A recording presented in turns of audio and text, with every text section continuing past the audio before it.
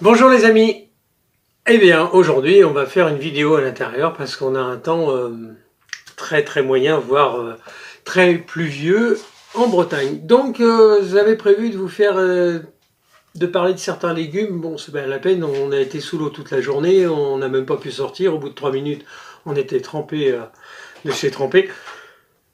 Donc aujourd'hui j'ai envie de vous parler d'une chose, c'est un petit sujet qui m'intéresse. C'est un peu ce qui se passe, c'est l'évolution humaine par rapport à nos prises en considération du potager, des produits toxiques, de tout ce qui existe. Alors, je suis allé voir l'ami de ma maman qui a 89 ans, j'en parlais l'autre jour, qui a son potager de 200 mètres carrés. Donc c'est ses fils qui lui préparent la terre, mais il s'en occupe quand même. Et puis je discutais avec lui, puis je lui disais, mais bon, quand même, vous avez mis beaucoup de produits. Mais il me dit, ouais, mais nous, à l'époque, on avait un ordre, c'était des mots d'ordre. Il fallait produire, produire. Donc, qu'est-ce qui se passe? Eh ben, c'est vrai que l'augmentation de la population sur la planète, on est passé des années 1900, de 1,5 milliard à 1,7 milliard d'habitants sur Terre, à l'année 2020, à 7,8 milliards d'habitants. Ça commence à faire beaucoup. Donc on comprend que la pression était de produire. À cette époque-là, c'était la lutte généralisée par des produits phytosanitaires, du désherbant, ça y allait, ça en mettait, et c'était comme ça.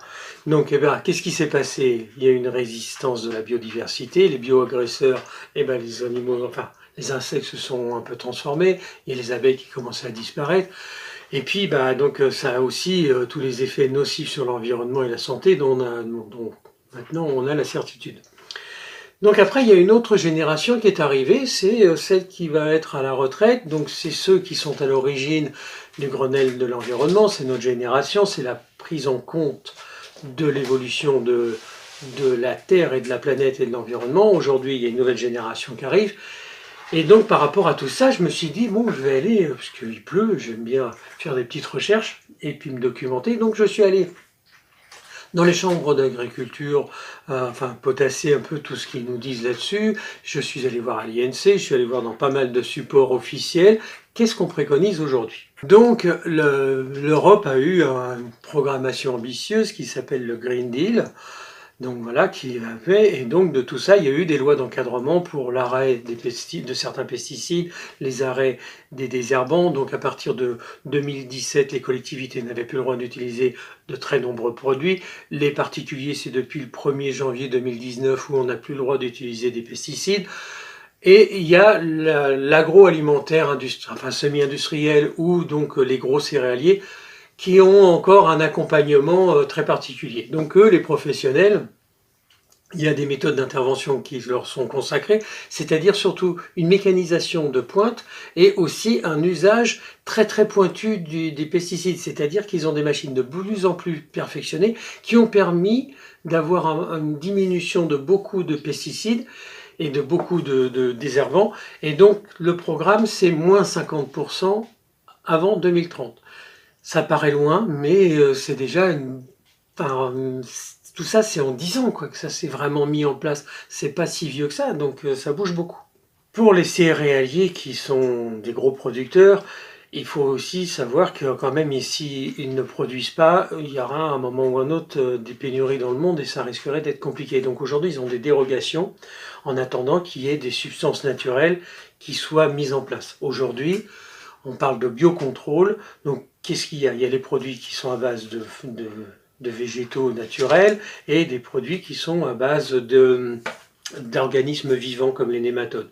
Donc, vous savez, ça existe depuis l'Antiquité que les gens prennent des plantes pour faire du purin. C'est pas d'aujourd'hui, c'est depuis très longtemps. Aujourd'hui, il y a des nouvelles méthodes. Alors, on en parle dans le livre, hein. Il y a le Bacillus thuringiensis, la bouillie bordelaise, bon, celle-ci, elle existe depuis longtemps, le phosphate ferrique qui existe aussi, et le spinosade. C'est des produits qui sont tolérés dans l'agriculture biologique, et puis après, on avait déjà fait une vidéo aussi, avec tous les purins et les décoctions, comment on fait ça, à quoi ça sert, enfin tout ça, on l'a mis dans le livre. C'est ce que je voulais vous parler un peu plus aujourd'hui. On est encore un peu tôt dans ce développement, mais la voie elle est toute tracée, ça y est, hein, vous savez, l'époque des dinosaures, il y en a encore qui restent basés sur et plantés, ancrés dans leur méthode. Voilà, donc aujourd'hui, que ce soit les chambres d'agriculture, que ce soit les INC, que ce soit toutes les grandes, les ministères et tout, aujourd'hui on est arrivé à prendre en considération qu'il faut nous-mêmes fertiliser notre terre, donc fertiliser par des moyens organiques comme le compost, comme le l'engrais vert, le fumier, ou alors avec des moyens minéraux comme le phosphate, ou qu'est-ce qu'il y a d'autre, le calcium, la craie et l'algue marine. Ça aussi, tout ça, ça nous permet d'enrichir notre terre. Voilà, donc aujourd'hui, bien évidemment, on a, pour pouvoir arriver à cette méthodologie et mettre en place tout ça, pour qu'on ait une terre qui soit bien, donc on a interdit tous les produits chimiques. Ça, c'est normal. Ensuite, qu'est-ce qu'on conseille? On conseille la rotation des cultures, donc 4 ans pour les jardiniers amateurs, et on va jusqu'à 10-12 ans pour les professionnels par rapport à ce qu'ils font dans leur terrain. Donc il y a aussi l'association des légumes, il y a la pluralité des légumes, c'est-à-dire qu'il ne faut pas faire de la monoculture, il faut faire de la multiculture, c'est-à-dire mélanger plein de légumes. Ça permet d'entretenir. Vous avez l'exemple des haricots verts. Quand vous plantez des haricots verts, ça vous produit de l'azote, et l'année prochaine, vous avez un terrain où vous pourrez planter des légumes verts, ils auront plus tendance à pousser. Après, on parle aussi de paillage. Le paillage aussi, c'est très important. Ça permet d'empêcher les adventices de pousser ou de pouvoir les retirer très facilement. Alors là, il y a toujours une petite limite à toutes ces choses-là. Nous, cette année, il y avait tellement de limaces qu'on a préféré retirer la paille qu'on avait commencé à mettre pour éviter justement, parce que sinon, on n'avait pas la main sur les limaces, parce qu'elles arrivent à se loger dedans, ça conserve l'humidité. Il y a aussi le travail du sol le moins profond possible.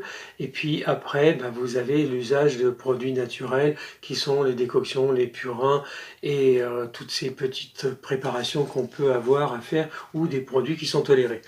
Et puis évidemment le désherbage à la main et qu'on peut aussi agrémenter avec un empaillage. L'empaillage, c'est quand on a un appareil pour broyer toutes les petites branches et on mélange ça et puis ça fait un espèce de petit compost qu'on répartit sur le terrain. Ça devient vraiment une bonne solution pour pouvoir avoir son jardin. Vous voyez, tout ça, c'est un peu ce qui est préconisé pour l'avenir des potagers et l'avenir des jardiniers, parce que c'est là-dessus qu'on nous emmène, c'est là-dessus qu'on va aller.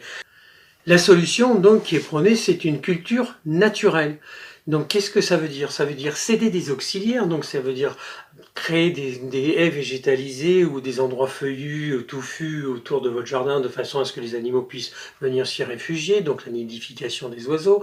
Et puis après aussi de travailler avec la lune, ça fait partie des véritables enjeux qui sont avancés comme solution idéale. Pourquoi travailler avec le cycle lunaire? Parce qu'un légume bien planté au bon moment sera beaucoup plus rentable au niveau de la production. Tout ça, c'est pas moi qui l'invente, Et parce qu'un bon légume bien planté au bon endroit, c'est une meilleure production. Voilà, ça c'est les choses. La rotation des cultures, les bonnes associations, mais pas n'importe quel légume les uns à côté des autres. Et puis le choix des plantes, évidemment, qu'on met dans son potager, on essaye de respecter dans des circuits courts. Petite cerise sur le gâteau, et j'avais envie de vous parler de ça. Vous pouvez aller voir sur Nature, Planète, Info. Donc dedans il y a des actus.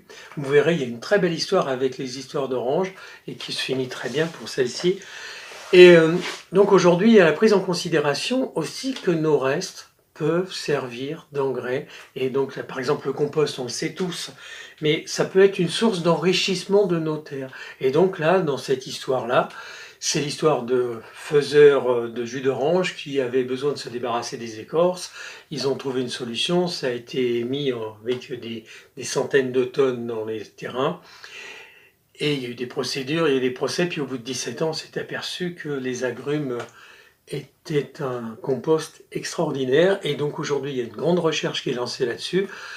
Et je trouve ça merveilleux. Donc ça veut dire que notre avenir est en train de se dessiner là. Il y a un changement, il y a une prise de conscience, il y a une avancée parfaite, et moi dans laquelle je me trouve tout à fait à l'aise et j'en suis ravi.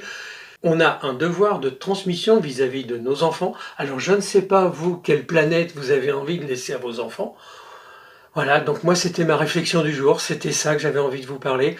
Ça me touche, donc nous on le fait au quotidien, c'est très humblement vous retrouverez toute cette démarche dans le livre parce que c'est ce qu'on vous raconte, ni plus ni moins, comment on fait nos légumes, alors avec nos connaissances et nos nos petites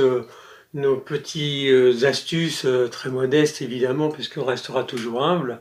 Voilà, nous sommes à votre écoute, à votre service, et puis j'espère que de vous raconter des petites histoires comme ça de temps en temps, ça vous plaît autant qu'à nous de vous les raconter. Je vous souhaite une très bonne journée, à très bientôt.